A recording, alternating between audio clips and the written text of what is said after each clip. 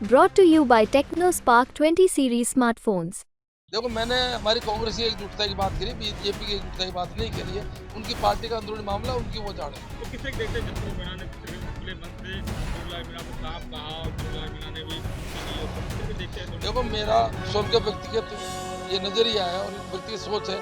हम संस्कारित लोग हैं। कोई नेता कैसा भी हो, किसी के लिए भी ओछे शब्दों का प्रयोग नहीं करना चाहिए। लोकसभा चुनाव की रणभेरी बच चुकी है और कांग्रेस के प्रत्याशी मुरारीलाल मीणा आज महुआ विधानसभा के दौरे पर हैं। इनसे सीधी बात करेंगे। सर, लगातार आप दौरा कर रहे हैं, किस तरीके के मुद्दे लेकर फील्ड में उतर रहे हैं और क्या रुझान दिख रहा है?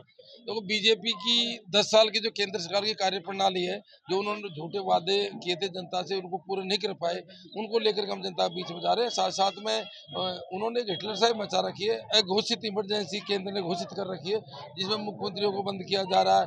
कई लोगों के खिलाफ ईडी सीडी के माध्यम से कार्य प्रणाली की जा रही है। जबरदस्त बेरोजगारी है देश के अंदर, महंगाई को लेकर जा रहे हैं। राज्य सरकार ने भी, जब से हमारी सरकार यहाँ बनी है, गई है स्टेट के अंदर, तब से जो बीजेपी की सरकार है उसने हमारी योजनाओं को और जन कल्याणकारी योजनाओं को धीरे धीरे बंद किया। इन मुद्दों को लेकर हम जनता के बीच में जा रहे हैं। एक तरफ कांग्रेस और दूसरी बीजेपी कह रही है कि हमारा चेहरा नरेंद्र मोदी है, उनके चेहरे पे हम चुनाव लड़ेंगे, तो कांग्रेस किस तरफ है? ऐसा नरेंद्र मोदी का चेहरा जनता ने 10 साल तक देख लिया।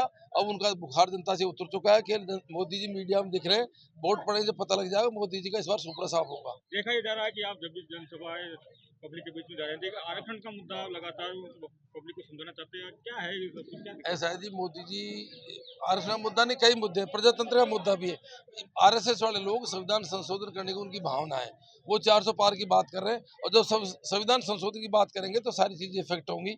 उसमें प्रजातांत्रिक व्यवस्था भी इफेक्ट होगी, उसमें आरक्षण व्यवस्था भी इफेक्ट होगी। चाहे जनरल का आरक्षण हो, चाहे एसबीसी का हो, चाहे ओबीसी का हो, चाहे एसटी का हो, चाहे किसी का भी हो, ये सारी चीज इफेक्ट होंगी। मैं समझता हूँ कि इनकी भावनाएं ठीक नहीं है देश के प्रति, आम आदमी के प्रति।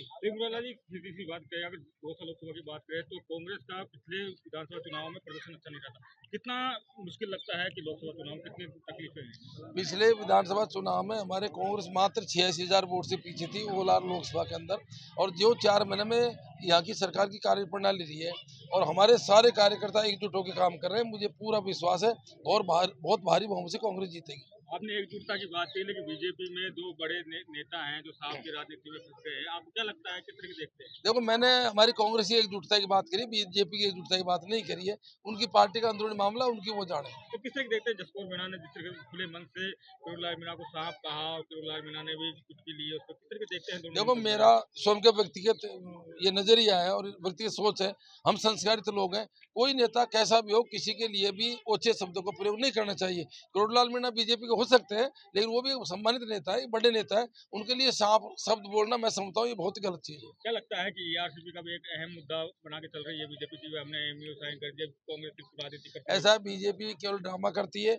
ईआरसीपी का काम हमने पहले ही चालू कर दिया। 20,000 करोड़ प्रोजेक्ट के लिए हमने स्वीकृत कर दिए थे और इन्होंने जो एमयू किया आज तक, न तो विधानसभा के पटल पर रखा और न जनता के बीच में लाया। उस एमओयू में है क्या? केवल चुनाव का स्टैंड है उनका, उसमें पूरा फ्रॉड है। और जो हमारा समझौता होना चाहिए था 2002 के आधार पर, वो हुआ नहीं है।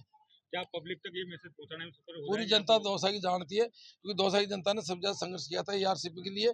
और हम चाहते हैं कि जो डैम हमने सब जोड़े थे, 53 डैम, वो सारे के सारे डैम जुड़े। अभी वो एमओयू जो हुआ है वो जनता के सामने होता है, उस एमओयू में है क्या, हम कुछ बोलने की स्थिति में नहीं है।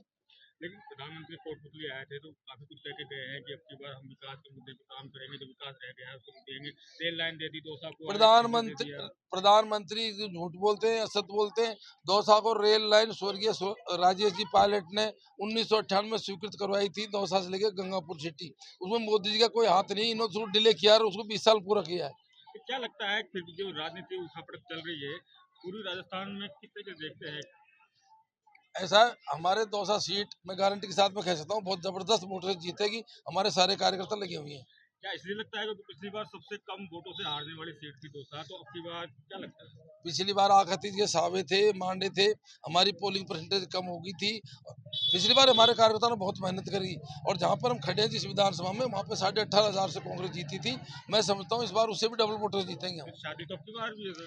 शायद ही इस बार है, लेकिन कार्यकर्ता मतलब दूध से जला छाछ को भी फूंक फूंक के पीता है। पिछली बार गलती हुई, वो कार्यकर्ता हमारा इस बार नहीं करेंगे।